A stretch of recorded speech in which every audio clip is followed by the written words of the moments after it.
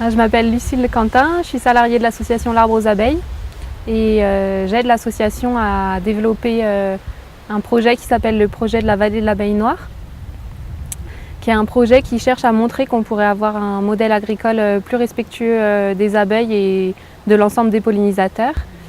Et donc ce projet, pour l'instant, il regroupe à la fois un conservatoire d'abeilles noires, un verger conservatoire de variétés anciennes de fruits qui sera planté fin novembre et 2 hectares de sarrasin qui ont été plantés en avril et dont on fait la récolte aujourd'hui. Là, il y a la bruyère qui commence à fleurir, donc je pense qu'elles vont laisser le sarrasin un peu de côté au fur et à mesure. Tu vois.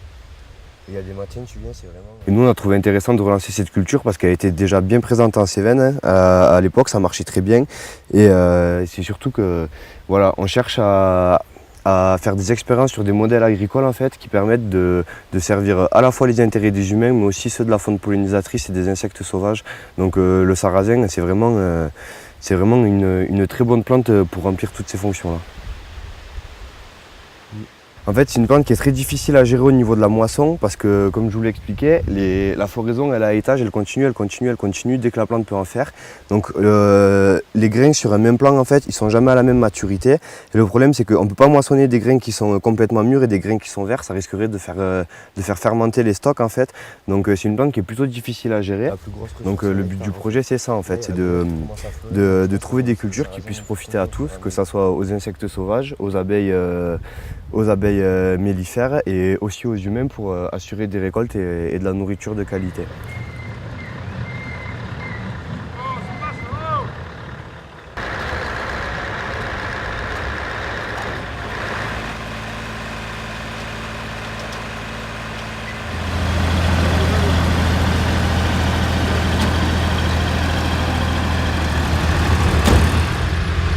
La culture du sarrasin a un intérêt dans ce projet, déjà parce que c'est une culture locale qu'on a un peu oubliée, mais avant la Seconde Guerre mondiale, la moitié des terres de plantation étaient occupées par du sarrasin. Et c'est une plante qui est en fait très appréciée par les pollinisateurs et dont la culture ne nécessite ni engrais ni pesticides.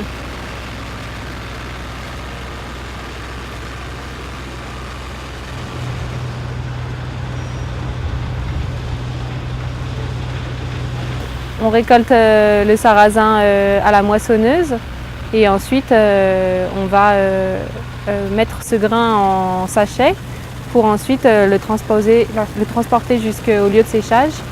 Et voilà, il faudra qu'il soit séché pendant 1 semaine, retourné régulièrement pour que le sarrasin perde son humidité et qu'il puisse ensuite être transformé en farine.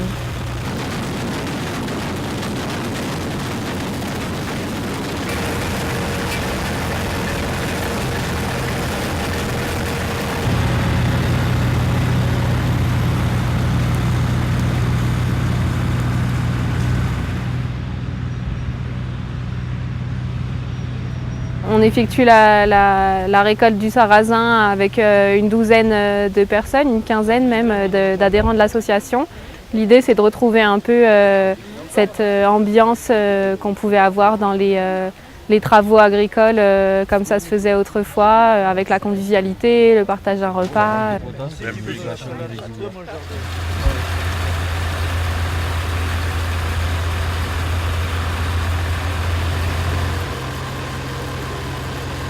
D'apprendre un tamis de maçon, quoi. Ouais, tout simplement. Ouais. Moi j'en ai 2 tamis de maçon, mais le problème c'est qu'il faut prendre la dimension qui correspond. Il faut pas prendre le plus fin. Oui. Il faut prendre le 3e. Mais ça dépend, il passera ce qui passera. Non, mais... On voir qu'il y a Martinazo qui est ouvert là, à Florac. On peut l'acheter un glissade à Florac, c'était un tamis. Hein. On en prend une poignée de graines. Ah mais non, il faut prendre le plus fin, tu as raison, le sarrasin il restera sur le tamis. Il restera sur le tamis, la saloperie partira. Ah, il faut prendre le plus fin. Et c'est des petites graines à la con, elles vont partir. C'est dommage, j'en ai 2 moi à la maison. J'aurais bien voulu revoir l'expression que tu avais.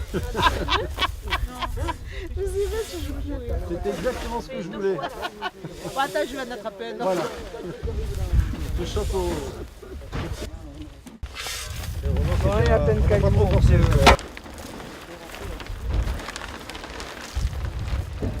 Aujourd'hui, c'est une journée assez festive pour nous parce que c'est la première récolte de sarrasin qu'on effectue et donc ça marque un peu un point assez important dans le développement du projet.